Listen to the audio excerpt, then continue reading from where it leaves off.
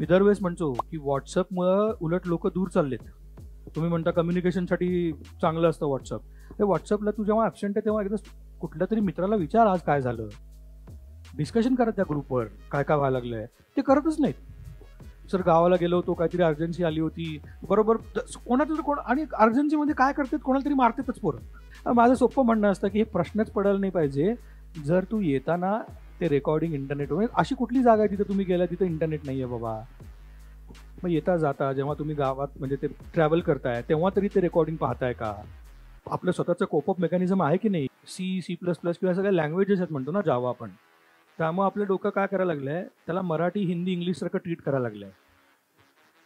So मग मराठी हिंदी इंग्लिशचा scene असा होता, जेव्हा जेव्हा तुम्ही शिकलात, तुम्ही एखादा टॉपिक मिस केला तरी चालतं, काहीतरी कनेक्टिव्हिटी मिळून पुढचं, किंवा कनेक्टिव्हिटी पण नसायची कधी कधी. तर सगळे ते धडे म्हणतो ना आपण त्यांना, टॉपिक्स म्हणजे ते वेगळे असायचे की नाही, yes or no? But programming languages are like maths. हे वाक्य कळतंय का? Programming languages are like maths. नंबर्सच नाही शिकला, ॲडिशन येईल का?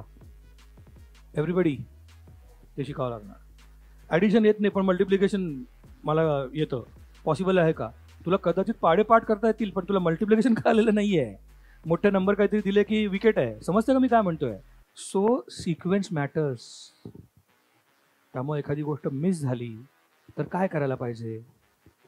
काय करत होतो आधी आपण? दुसऱ्या दिवशी जाऊन विचारत होतो ना, काय झालं बाबा काल?